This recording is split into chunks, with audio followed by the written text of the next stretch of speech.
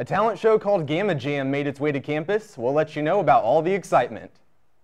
MUTV got a chance to talk to the man who was the inspiration behind Catch Me If You Can. And we have special coverage on an anti-coal protest.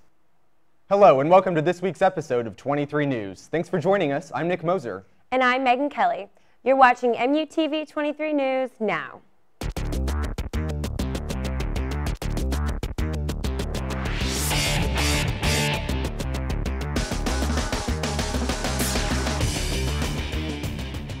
Frank Abagnale is an escape artist, check forger, and all-around trickster turned American security consultant who was the founding idea behind the hit movie Catch Me If You Can. We caught up with him. Lauren Barnes and Amber Roth have the story. On Wednesday, September 12th, Delta Gamma invited Frank Abagnale Jr., whose life is depicted in the film Catch Me If You Can, to speak at Jesse Auditorium about responsibility and redemption. The Delta Gamma Foundation hoped that Abagnale's life lessons would promote their mission in values and ethics.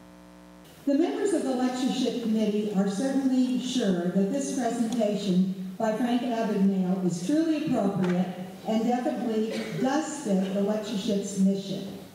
Abagnale forged over $2.5 billion in checks in 27 countries, including every state in the U.S. I have to tell you that normally when I walk up to a podium to speak, it's always about fraud and counterfeiting and identity theft and cybercrime and embezzlement.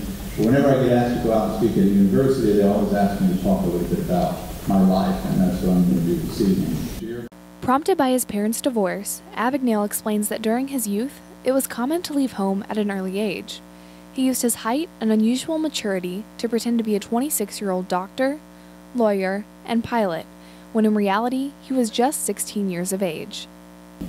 At 16, I was 6 foot tall. I've always had a little gray hair. My friends in school used to say that once a week when we dressed for mass, I looked more like a teacher than a student. Frank Abagnale is most infamous for his criminal past. He is now celebrating over 35 years with the FBI.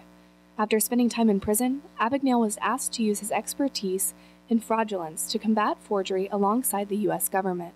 Bringing you Frank Abagnale Jr., this has been Lauren Barnes and Amber Roth, reporting for MUTV. Ever wonder about going green?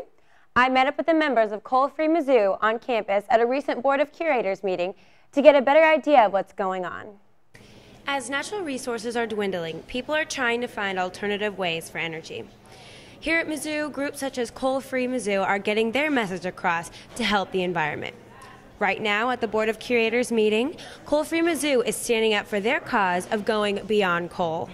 We are here right now at the Board of Curators meeting. This is the first time that we've ever been to a Board of Curators meeting. We're here to address the board and ask them to commit Mizzou to transitioning off of coal and to switching to renewable energies by the year 2015. That's our ask. We are here today to send a strong message to the Board of Curators and to Chancellor Deaton that moving off of coal is an absolute necessity. It's urgent, and that we need to move to clean, renewable energy like wind, solar, geothermal, and efficiency, and replace that big chunk of coal that is powering the majority of this campus. And that is no longer an acceptable source of energy, and that we're counting on them to do that, and we're going to hold them accountable to doing that. So, reached out to other administrators in the past, but this is definitely like the most coverage we've gotten. This is we're at the peak of all the petitions and recruitment that we've gotten over the campaign's been going on for 3 years on the MU campus, and it's a huge step. I mean, for the board they stopped and acknowledged us this morning when we greeted them, and they were very receptive to what we had to say, and so making that kind of breakthrough is what we were going for, and to be talking to probably the highest form of decision making at the University of Missouri system is huge for us. And to the Coal Free Mizzou folks, they have given us some information. We're referring that to our president and to our chancellor, and they will be meeting with them and see if there's anything further we can do to reduce the amount of coal in the plant. We have to offset that with we have to balance that with any financial burdens that the university may face. So we want to protect the students, we want to protect the health of the community, but we also want to protect the tuition from going up. We're waiting to hear back, but there's a chance that we might be able to, the president of Coal Free Mizzou might be able to get a meeting with the president of the university as well as Chancellor Deaton. Fingers are crossed. We'll keep you posted. I'm just really excited by the response that we've gotten so far, and then wanting to immediately to sit down with us and talk about this because this is an urgent issue, and the fact that they're getting back with us right now and wanting to set up meetings, I think, is a really great response. You can find out at www.environmentalleadershipmissouri.edu. When we come back, we'll let you know more about the Gamma Jam Talent Show. Until then.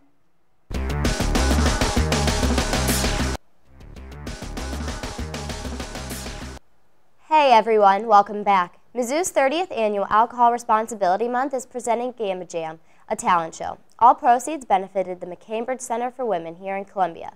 Sam Myers and Brooke Wiley have the story.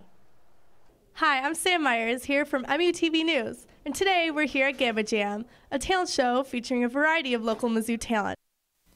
Greeks advocating the mature management of alcohol, or GAMA, hosted the show, which took place Monday night in Missouri Theater, and audience members paid $7 at the door. All proceeds of the show benefited the McCambridge Center for Women. Wellness Resource Center Director Kim Dude spoke about the importance of helping treat women for alcoholism in the community. No clients are turned away based on their ability to pay. The funds also help to provide meals for the families. Third place went to Kara Grass and Chris Levin for their performance of I Won't Give Up by Jason Mraz. In second place was Jordan White, Dan Filia, and Luke Landalt for their performance of Lights by Ellie Goulding. And first place went to Lindsay Pierce for her performance of the mashup Home by Philip Phillips and Here Comes the Sun by the Beatles. Well, that was it for Gamma Jam 2012. Congratulations to Lindsay Pierce on getting first place and to all the other contestants who put on a great show. Once again, I'm Sam Myers from MUTV News. Have a great night. Outstanding alumni Leslie Flagel will serve as the keynote speaker for the Pitch and Presentation Workshop. This full-day event features eminent speakers and mentors for those who are interested. Joseph Northern and Kelsey Cox have the story. Several Mizzou students and members of the Columbia community attended a Climb session today, a student-run organization which stands for collaboration, leadership, and innovation through Missouri business. Among the many things going on today were breakout sessions, pitch sessions to promote that new idea, free food, and of course, a guest speaker who is definitely living the American dream as we know it.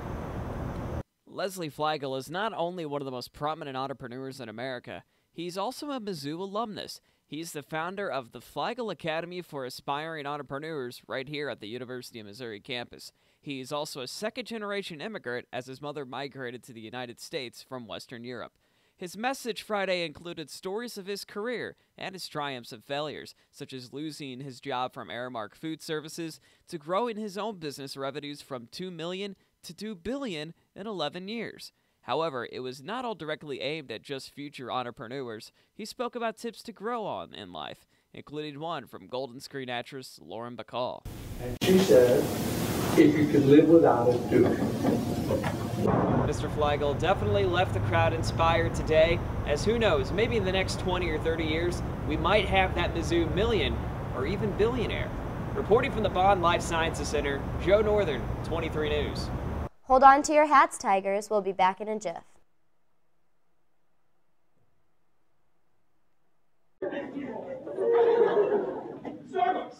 Yes, cream cheese! Hear that? That's the sound of Comedy Wars, a fun Laugh Till You Cry show featured every Wednesday night at 9:30 p.m. in the Bengal Lair. A much-needed stress relief for many students, Comedy Wars is an improvisation show designed to help students laugh away their worries. I really like the atmosphere of the show. Just the whole crowd that comes every week. There are like consistently people who come. Many students come for the non-stop laughs and pure randomness of the show. We caught up with the troupe afterwards to discuss their inspiration for these hilarious games.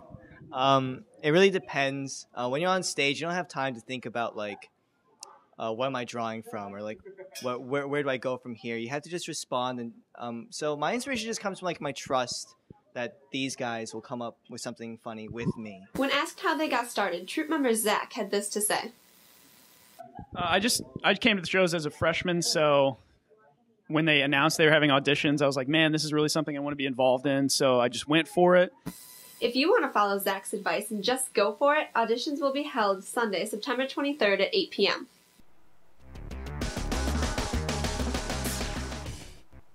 Welcome back. A director of the Center for Cognitive and Social Neuroscience Department of Psychology, Dr. John Casipio from the University of Chicago, is presenting his work, Social Isolation. Students and faculty filed into Jesse Wrench Auditorium on September 13th to listen to John T. Cassiopo speak about social isolation. If you look at non-human animal research, where you randomly assign genetically identical animals, going from primates down to invertebrates, what you find is those social animals, when isolated, died early. What we did was we looked at the percentage of the interactions with confidant were face-to-face or through the social media, and what we find is the greater your interactions are face-to-face, and these are undergraduates, they're all using Facebook, right? The greater the percentage of face-to-face, the less lonely. That's it for 23 News. Don't forget to drop by the front of the Student Center this week on Friday at noon if you want to be a part of Ask Mizzou. Remember to check out the new episode of 23 News every Thursday on our Facebook page. But until then, I'm Megan Kelly. And I'm Nick Moser. See you next week.